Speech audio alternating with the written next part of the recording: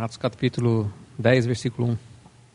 E havia em Cesareia um varão por nome Cornélio, centurião da corte chamada italiana, piedoso e temente a Deus com toda a sua casa, o qual fazia muitas esmola ao povo e de contínuo orava a Deus. E este, quase à hora nona do dia, viu claramente numa visão um anjo de Deus, que se dirigia para ele e dizia: Cornélio. O qual, fixando os olhos nele, e muito atemorizado, disse: Que é, Senhor? E disse-lhe: As tuas orações e as tuas esmolas têm subido para a memória diante de Deus. Agora, pois, envia homens a Jope, e manda chamar a Simão, que tem por sobrenome Pedro. Esse está com um certo Simão curtidor, que tem a sua casa junto do mar. Ele te dirá o que deves fazer. E retirando-se, o anjo que lhe falava chamou 2 de seus criados e um piedoso soldado dos que estavam a seu serviço, e havendo-lhes contado tudo, os enviou a Jope. No dia seguinte, indo eles seu caminho, e estando já perto da cidade, subiu Pedro ao terraço para orar, quase à hora sexta. E tendo fome, quis comer. Enquanto lhe preparavam, sobreveio-lhe um arrebatamento de sentidos, e viu o céu aberto, e que descia um vaso como se fosse um grande lençol atado pelas 4 pontas e vindo para a terra, no qual havia de todos os animais, quadrúpedes e répteis na terra e aves do céu. E foi-lhe dirigida uma voz: Levanta-te, Pedro, mata e come. Mas Pedro disse: De modo nenhum, Senhor, porque nunca comi coisa alguma comum e imunda. E segunda vez disse a voz: Não faças tu comum ao que Deus purificou. E aconteceu isso por 3 vezes, e o vaso tornou a recolher-se no céu. E estando Pedro duvidando entre si acerca do que seria aquela visão que tinha visto, eis que os varões que foram enviados por Cornélio pararam à porta, perguntando pela casa de Simão. E chamando, perguntaram se Simão, que tinha por sobrenome Pedro, morava ali. E pensando Pedro naquela visão, disse-lhe o Espírito: Eis que 3 varões te buscam. Levanta-te, pois, e desce e vai com eles, não duvidando, porque eu os enviei. E descendo Pedro para junto dos varões que lhe foram enviados por Cornélio, disse: Sou eu a quem procurais. Qual a causa por que estáis aqui? E eles disseram: Cornélio, o centurião, varão justo e temente a Deus, e que tem bom testemunho de toda a nação dos judeus, foi avisado por um santo anjo que te chamasse à sua casa e ouvisse as tuas palavras. Então, chamando-os para dentro, os recebeu em casa. E no dia seguinte foi Pedro com eles, e foram com ele alguns irmãos de Jope. E no dia imediato chegaram a Cesareia, e Cornélio os estava esperando, tendo já convidado os seus parentes e amigos mais íntimos. E aconteceu que, entrando Pedro, saiu Cornélio a recebê-lo, e prostrando-se a seus pés o adorou. Mas Pedro o levantou, dizendo: Levanta-te, que também sou homem. E falando com ele, entrou, e achou muitos que ali se haviam ajuntado, e disse-lhes: Vós bem sabeis que não é lícito a um varão judeu ajuntar-se ou chegar-se a estrangeiro, mas Deus mostrou-me que a nenhum homem chame comum ou imundo, pelo que, sendo chamado, vim sem contradizer. Pergunto, pois, por que razão mandastes chamar-me? E disse Cornélio: Há 4 dias estava eu em jejum, até essa hora, orando em minha casa, a hora nona. E eis que diante de mim se apresentou um varão, com vestes resplandecentes, e disse: Cornélio, a tua oração foi ouvida, e as tuas esmolas estão em memória diante de Deus. Envia, pois, a Jope, e manda chamar Simão, que tem por sobrenome Pedro. Este está em casa de Simão, o curtidor, junto do mar. E ele, vindo, te falará. E logo mandei chamar-te, e bem fizeste em vir. Agora, pois, estamos todos presentes diante de Deus, para ouvir tudo quanto por Deus te é mandado. E, abrindo Pedro a boca, disse: Reconheço por verdade que Deus não faz acepção de pessoas, mas que ele é agradável àquele que, em qualquer nação, o teme e obra o que é justo. A palavra que ele enviou aos filhos de Israel anunciando a paz por Jesus Cristo. Esse é o Senhor de todos. Essa palavra vós bem sabeis, veio por toda a Galiléia, de toda a Judéia, começando pela Galiléia, depois do batismo que João pregou. Como Deus ungiu a Jesus de Nazaré, com o Espírito Santo e com virtude, o qual andou fazendo bem e curando todos os oprimidos do diabo, porque Deus era com ele. E nós somos testemunhas de todas as coisas que fez, tanto na terra da Judéia como em Jerusalém, ao qual mataram, pendurando num madeiro. A esse ressuscitou Deus ao terceiro dia e fez que se manifestasse, não a todo o povo, mas às testemunhas que Deus antes ordenara, a nós, que comemos e bebemos juntamente com ele, depois que ressuscitou dos mortos. E nos mandou pregar ao povo e testificar que ele é o que por Deus foi constituído juiz dos vivos e dos mortos.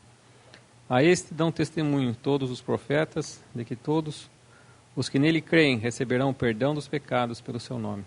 E dizendo Pedro ainda essas palavras, caiu o Espírito Santo sobre todos os que ouviam a palavra. E os fiéis, que eram da circuncisão, todos quantos tinham vindo com Pedro, maravilharam-se de que o dom do Espírito Santo se derramasse também sobre os gentios, porque os ouviam falar línguas e magnificar a Deus. Respondeu então Pedro: pode alguém, porventura, recusar a água para que não sejam batizados estes, que também receberam como nós o Espírito Santo? E mandou que fossem batizados em nome do Senhor. Então, rogaram-lhe que ficasse com ele por alguns dias. Uma coisa bem simples, mas muito importante na nossa relação com Deus é a obediência.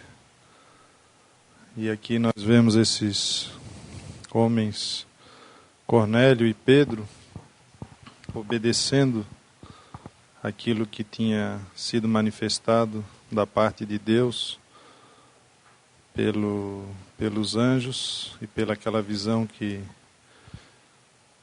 Pedro teve. É importante para cada um de nós termos esse caráter, né, essa posição de sermos obedientes à palavra de Deus. E é interessante que a obediência ela é para cada passo. Aqui primeiro Cornélio mandou chamar a Pedro, foi chamado e depois ele chamou para ouvir o que ele tinha para dizer. Então ele esperou esse tempo, obedeceu e depois pôde ter o fruto dessa obediência. E que haja em nós esse propósito, esse exercício de reconhecer essa instrução de Deus e acatarmos, obedecermos a sua direção. Pensando nesse versículo 11, nós lemos, desse objeto como um lençol que desce do céu, versículo 11, e viu o céu aberto que descia um vaso como se fosse um grande lençol, atado pelas 4 pontas e vindo para a terra, no qual havia todos os animais quadrúpedes e répteis da terra, e aves do céu. E foi-lhe dirigida uma voz: levanta-te, Pedro, mata e come. Mas Pedro disse: de modo nenhum, Senhor, porque nunca comi coisa comum e imunda. E segunda vez lhe disse a voz: não faças tu comum ao que Deus purificou. Aqui Deus estava mostrando, para essa revelação, né? Estava mostrando que Deus estava abençoando agora todos, né? Porque os animais comuns e imundos, nós vemos que eram figura das nações, dos gentios. E Deus ia abençoar agora. Deus estava abençoando pela obra de Cristo, né? Ele fala, mata e come, né? A morte fazia parte desse ponto, né? E essas 4 pontas, Colossenses capítulo 1, versículo 23. Se na verdade permanecerdes fundados e firmes na fé, e não vos moverdes da esperança do Evangelho que tendes ouvido, o qual Evangelho foi pregado a toda criatura que há debaixo do céu, do qual eu, Paulo, estou feito ministro. Essa graça, né, o Evangelho, a graça de Deus, ela atingiu os 4 pontos da terra. Por isso que ele diz aqui, o qual foi pregado a toda, a melhor aplicação desse versículo, é pregado a toda criação debaixo do céu. Porque o Evangelho, na verdade, não é pregado a toda criatura. Aqui ele está falando a todos os povos, está alcançando todas as nações. Mas não está alcançando individualmente cada pessoa, não é a criatura, é a criação. Então, nós vemos que aqui, né, o Pedro já estava tendo algo nessa revelação, nessa visão, que Deus estava abrangendo todas as nações. Por isso que ele diz em nosso capítulo lá de Atos, ele fala em todo lugar. Versículo 35, no nosso capítulo lá de Atos, ele diz: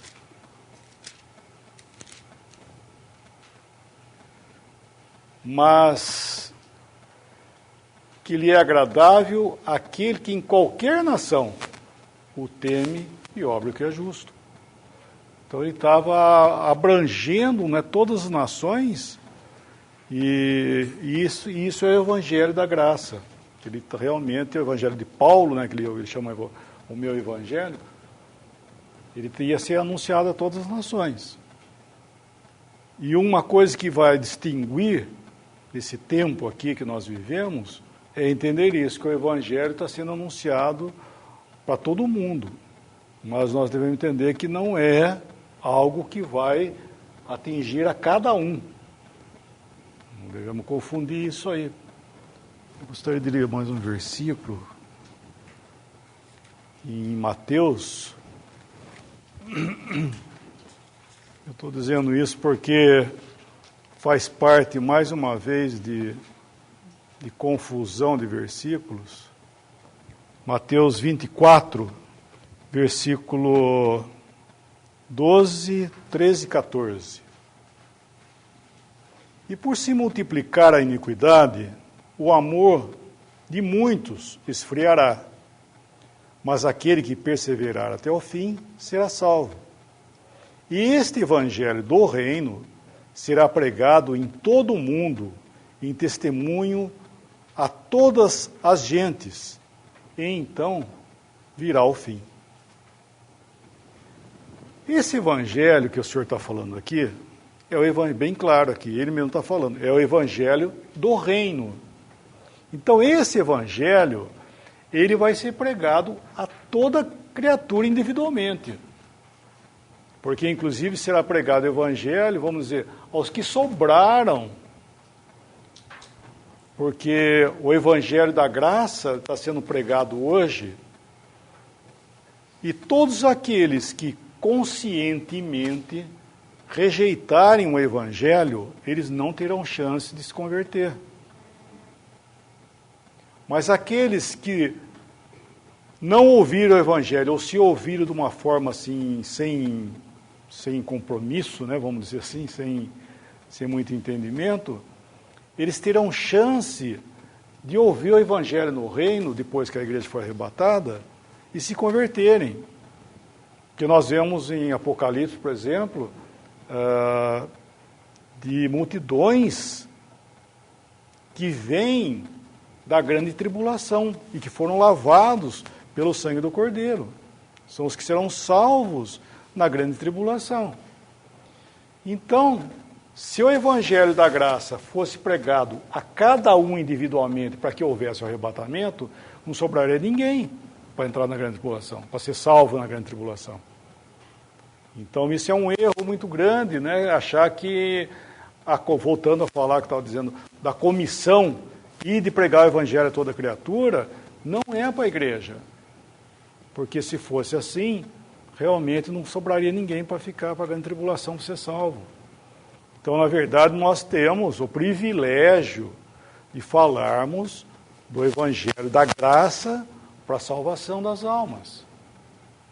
Mas isso é um erro grande de nós acharmos que todo mundo vai ter que ouvir o Evangelho, senão não existe arrebatamento. Vai ter que todo mundo. Isso não é verdade. Agora, esses versículos aqui de Mateus 24, ele está falando do tempo da grande tribulação, que realmente quando eles vão tomar outra vez a comissão de ir por todo o mundo e pregar o Evangelho a toda criatura. Isso daí cabe bem esse versículo aqui, ó. Daí quando todos ouvirem o Evangelho, chegar a todos, então virá o fim. Mas isso é o Evangelho do reino, não é o Evangelho do nosso. Então, esse que Pedro estava vendo, né, já era algo que Deus ia fazer, abençoar no tempo presente agora, alcançando a todas as nações. Mas não individualmente, isso vai acontecer depois. Porque uma vez que a igreja é arrebatada, tão logo haverá o pacto, né, entre o Israel, que serão os judeus na época, com o mercado comum, ou seja, o Império Romano restaurado, onde vai reiniciar outra vez o tempo, né, que foi parado. Porque o Messias foi tirado e parou o tempo, né? Então, na hora que eles fizerem o pacto outra vez, daí inicia-se o tempo, daí começa os 7 anos, que é dividido em 2 partes, né? Os 3 anos e meio primeiro e os 3 anos e meio final. E daí já começa essa comissão que sai. Então aquilo... Esse versículo lá de Atos 10 mesmo é interessante, que Pedro fala uma palavra que é bem própria para entender que era para eles isso aí, não era para nós. Atos 10... Eu quero deixar bem claro que não estou dizendo aqui que nós não devemos pregar o Evangelho, nada disso. É que a comissão que o Senhor fez lá não é para nós. É o versículo Atos 10, 40.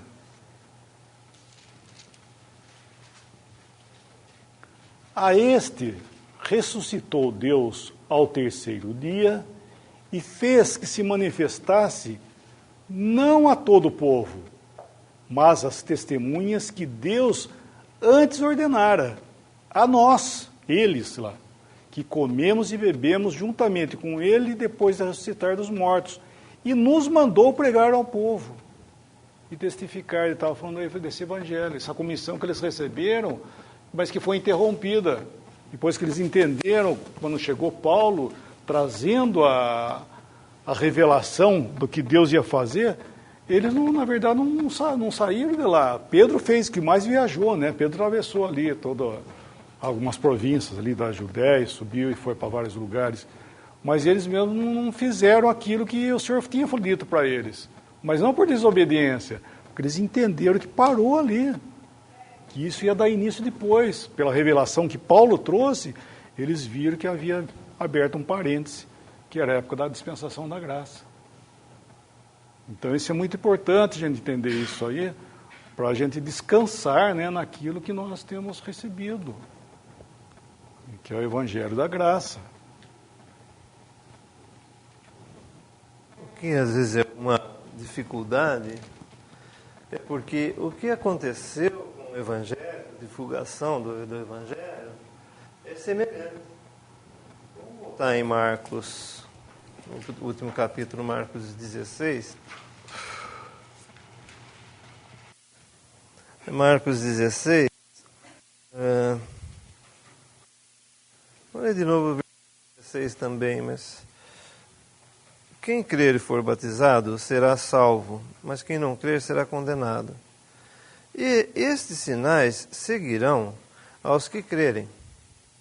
Em meu nome expulsarão os demônios, falarão novas línguas, pegarão nas serpentes, e se beberem alguma coisa mortífera, não lhes fará dano algum. E porão as mãos sobre os enfermos e os curarão. Ora, o Senhor, depois de lhes ter dito, de lhes ter falado, foi recebido no céu e assentou-se à direita de Deus. E eles, tendo partido, pregaram por todas as partes, cooperando com eles o Senhor, e confirmando a palavra com os sinais que se seguiram. Amém. Então, isso na verdade era uma sequência. Quando João Batista já anteriormente veio pregando o Evangelho do Reino, daí veio o Senhor também pregando o Evangelho do Reino. E também os seus discípulos, os 12 e os 70, pregavam esse mesmo Evangelho. Só que uma interrupção. Abriu-se um tempo. Era para ser assim. João Batista veio, Cristo, e o Evangelho do Reino ser anunciado e já chegar a grande tribulação e mais para ele. Mas houve. Agora, o que aconteceu realmente foi algo semelhante ao que aconteceria e ao que acontecerá no Evangelho do Reino. Vamos abrir em Hebreus, capítulo 4, versículo 3. Como escaparemos nós se não atentarmos para uma tão grande salvação? Começando a ser justificando também Deus com eles por sinais e milagres e várias maravilhas e dons do Espírito distribuídos à vontade. Então nós vemos aqui que houveram. Então isso que estava previsto, vamos assim dizer, para o Evangelho do Reino, aconteceu algo semelhante. Mas por quê? Porque havia um período de transição. O Pedro ele estava falando um evangelho que, na verdade, já ultrapassava os limites, né, do RAL dos judeus. Então, o Espírito Santo, né, por intermédio dele, estava falando de um evangelho já de introdução de gentios e tal, que os judeus não estavam entendendo o que estava acontecendo. Tanto é que ele tem que explicar depois. Mas esse período de transição, né, que era muito parecido com o Evangelho do Reino, e que as coisas iam acontecer imediatamente, tiveram um fim. Isso. Judicialmente, né, foi com Estevão. Mas, de fato, foi no ano 70 depois de Cristo, com o término, com a destruição de Jerusalém. Eu quero mostrar isso em Lucas, capítulo 13. Porque nós devemos entender que houve um período de transição em que Deus estava suportando muitas coisas, ainda tratando e principalmente tratando com os judeus. Mas depois ele põe um fim nisso. Por isso que nós temos essa sequência que nós vamos ver agora. O capítulo 13. E dizia esta palavra: certo homem tinha uma figueira plantada na sua vinha. E foi ela fruto achando. E disse ao vinhateiro: eis que há 3 anos nesta figueira e não o acho. Corta, por que ocupa ainda a terra inutilmente? E respondendo ele, disse-lhe: Senhor, deixa este ano, até que eu a escave e a esterque. e se der fruto, ficará. E se não, depois a mandarás cortar. Isso é uma figura, né, do que aconteceu realmente. Essa figueira é Israel. Ela estava plantada na sua vinha, estava aqui no mundo, né? E esse senhor aqui, esse homem, né, que falou do homem, que foi procurar 3 anos e não achou. Esse é o Senhor Jesus, nos 3 anos do seu ministério, 3 anos e pouco, né? Buscando fruto em Israel e não achou. E aí então ele disse ao vinhateiro, que é uma figura do Espírito Santo, né, corta Israel como testemunho, né, por assim dizer, como testemunho na terra, porque não produz fruto. Aí o vinhateiro, né, essa figura do Espírito Santo, não, deixa eu vou estercar. E cavar, estercar isso, cuidar disso até por mais 1 ano. Se não der fruto, depois mandará cortar. Então esse 1 ano se refere a esse tempo que eu estou falando. Foi até Estevão. Então Deus tentou ainda falar, né, com Israel, por intermédio do Espírito Santo, agora pregando esse evangelho para eles também. Só que eles rejeitaram também o testemunho do Espírito Santo. E assim como eles rejeitaram, isso é importante, assim como eles rejeitaram a Cristo na sua humilhação, crucificando, eles rejeitaram a Cristo glorificado também, aqui em Estevão, capítulo 7 de Atos. Então,